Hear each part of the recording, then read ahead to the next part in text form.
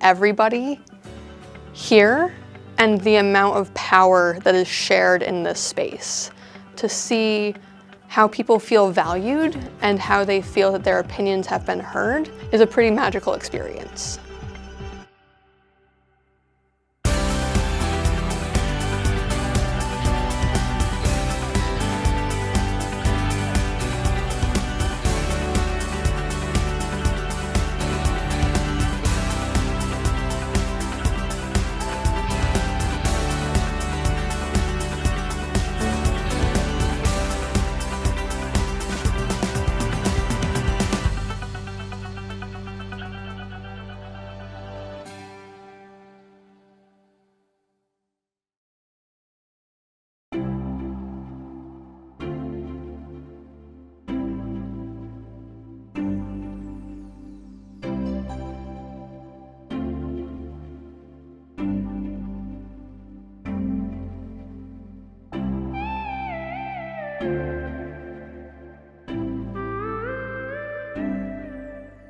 No one service sector probably has the answer, but it's when we come together and work together that we have a chance to make the most impact. Have a communal meeting to really discuss what becomes our path forward, how justice is happening to communities, and how systems are playing a role in that, and its impact.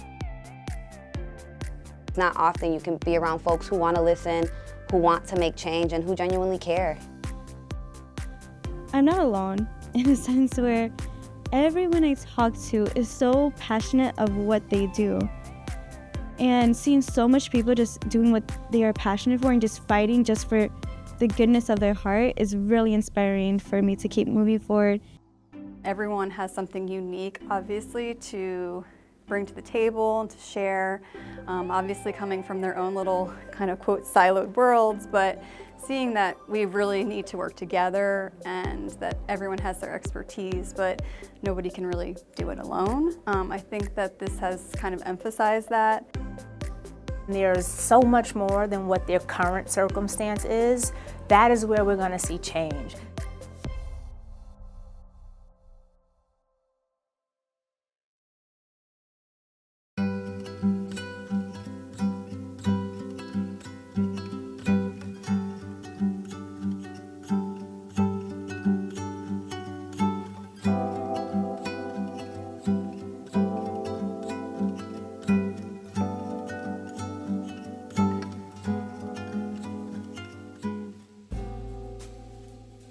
You are now receiving a collect call from the Islewood United States Federal Penitentiary.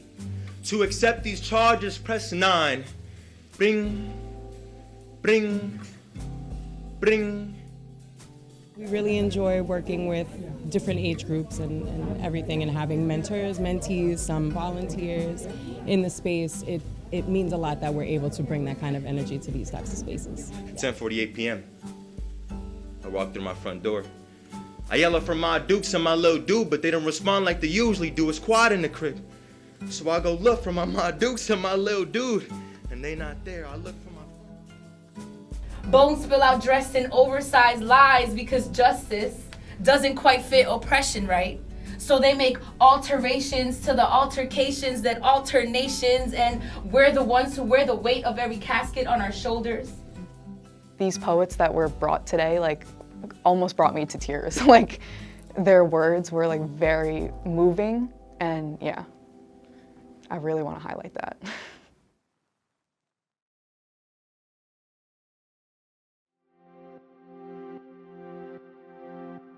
On behalf of the Youth Justice Institute, I'd like to welcome you all to the 2025 Youth Justice Summit. Our main focus today is to kind of gather them together, give youth a voice, and make sure they're heard by the people who are actually currently making the change in society to help these youth. Love is an act of justice, and so I offer this charge to the field. Let us not simply reform youth justice. Let us reimagine it as a community-building enterprise. If we put those who are most affected in charge of the path forward, crises can bring out transformation.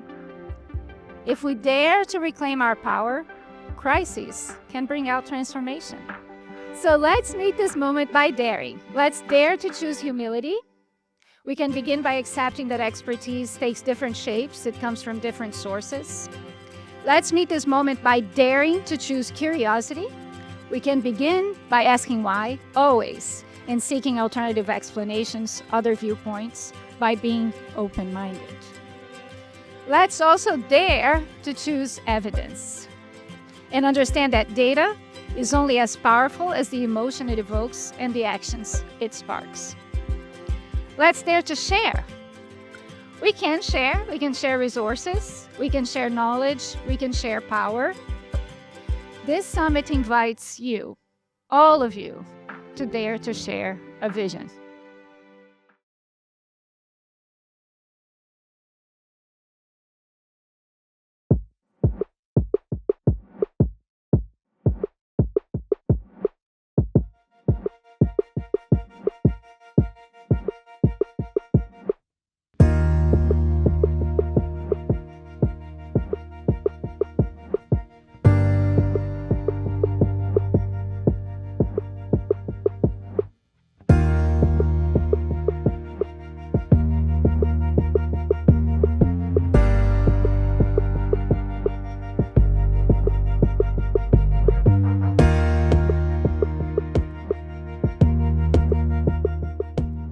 Hope begets hope.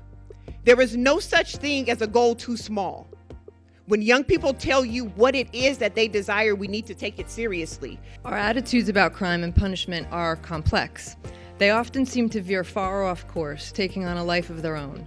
They can drift farther and farther away from the reality of what crime actually looks like and feels like. If this is truly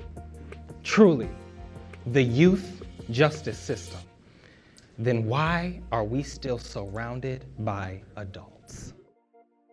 Cumulative advantage, and this is the connection, which is access to resource and positive developmental experiences, builds resilience and offers a pathway to living our fullest potential. Collaborating, it means co-creating with youth and not just consulting them. If we want to see the system change, we have to know that engaging their parents and their peers is really, really critical.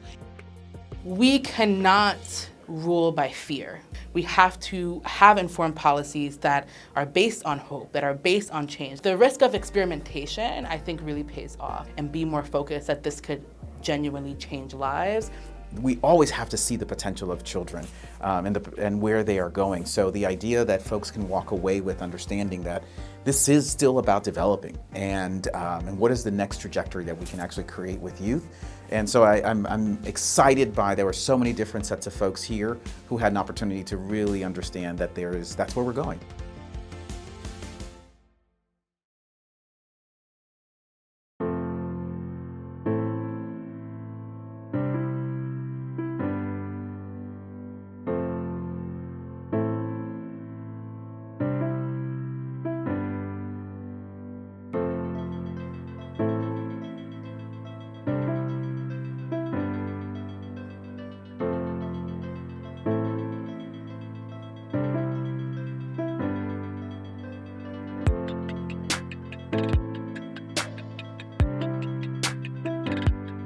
YFAC stands for Youth, Families, and Communities Toward Success. And that's really exactly what it aims to do. It aims to provide, as I say, research and data literacy support to organizations to help them make the most use of their data that they collect with the community within their programs and to serve that community. And we're very excited to be here today for the launch of the YFAC Center. We are a data-rich but analysis-poor society. How do we make sure that data is not a burden, but it is providing us with a platform for, creating change? Data is something that's powerful. Data tells you the truth. I feel like being in a center where data is something that's promised or something that is brought up is something that we need in our neighborhoods. Through the Data Hub, we're able to figure out some of those primary risk factors, what's the underlying factors that exist, but also be able to engage and exchange. So when we have the partnership like this, we're going to be able to learn so much more and advance in the field and make New York a much better and safer place. We know that prevention is where we need to be. That is where we need to invest, and we need to continue to work in that space. And we must accumulate the data, examine carefully so that we can strategically move the needle. We have to build the next generation of evidence-based practice through our community-based organizations.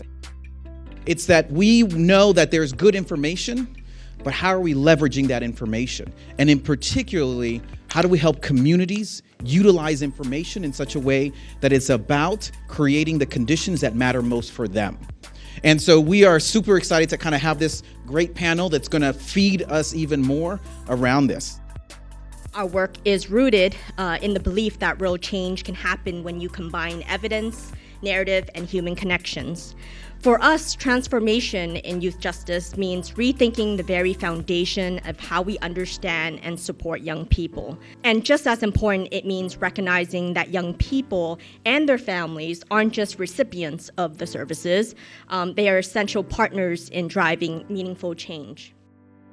So community-based participatory research and the work of the YFAC Center has the goal of interrupting that cycle by making the work of research and policy accessible to everyone, especially the people who have the most skin in the game, like the people in this room right now. I would say, what makes the Baltimore City Youth Data Hub different is really our governance and the way that equity is at its center. I'm really excited to share a little bit about some of the stories that where community has really shared with us some of their lived experience. And so ultimately, the Baltimore City Youth Data Hub is really shifting who gets to define the questions. It's not just a story about linking systems, it's about shifting power. Data is often vilified. There's different types of data, and there's different uses and purposes of data as well. So for example, data you probably hear about a lot: quantitative, numbers, surveys, qualitative, interviews, focus groups. But it's not used for good if it's just never used, when people just collect data for the sake of collecting it. I believe in science for good and science for public change.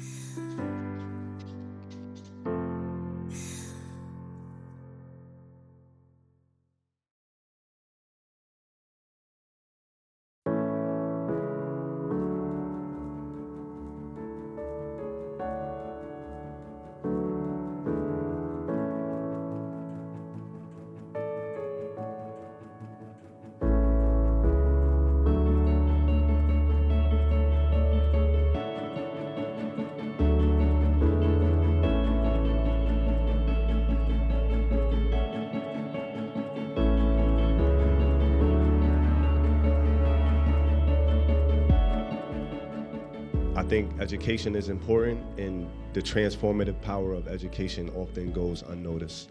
It's at the point in time when the economy is restrictive, money it seems to be constrained, that's when you have to be bold. When you're educating young people, remember that the adult, whoever's in the classroom, is learning too. Stories are nothing if you don't have facts to support them. We need to be ready and come in mind that there is going to be that other side that's going to share their story, but we need to be more strategic, thoughtful, and where we place those stories, how we share those stories. I don't want to make it just about education, because I think the other part of this is what part of us is inspired by, moved by, transformed by the things that we learn. It's the transformational process that I think we're really endorsing. It's not simply reading a book. It's not simply listening to a lecture. That all of us have that within us, that it can be freed if appropriately challenged in a classroom. I think that's what has always inspired me. And it's why I'm always so anxious to be in a setting like this, where folks are not just saying it's a good idea. We're trying to figure out how to make it better.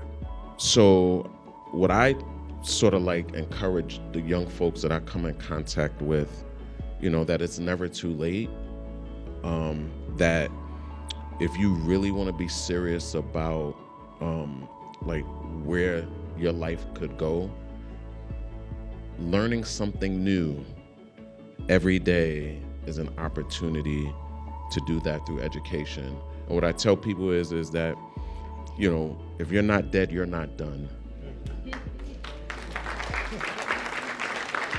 it's so important for folks to know that you can wake up every single day and learn something new.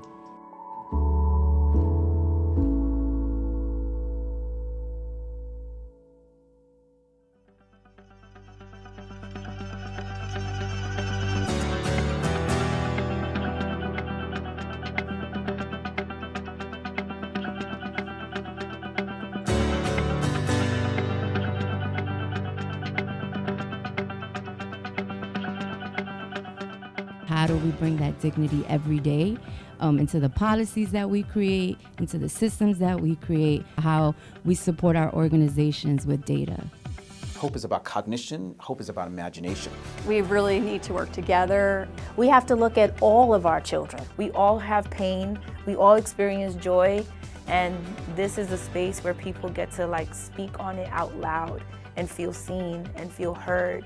To me, poetry tells the story behind a statistic. Some of the biggest impacts have been creating the space to allow youth to utilize their voice, because what we see is a lot of times youth are talked about and not talked with, especially in the space of justice. Our youth and families are not an illness to be treated, they are muscle to be flexed. What about our dreams? What if the cure for cancer is behind bars? It's really critical that not only are communities asked questions, but they get their questions answered.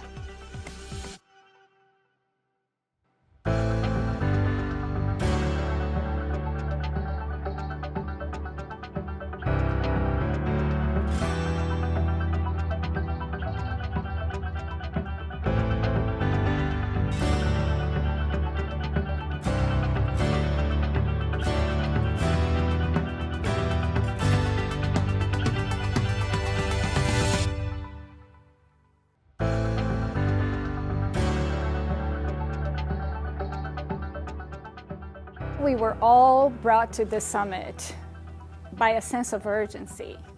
What's been really beautiful to observe and feel and watch is the love and the hope and the sense of possibility that has unfolded here.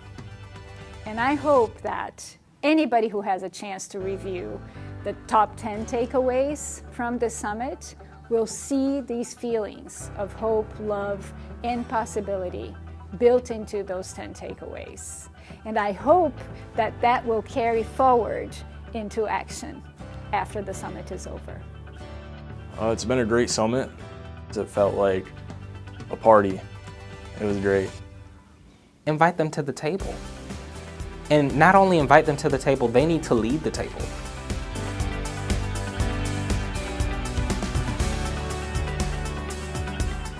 Justice happens when you lead. Justice happens when you lead.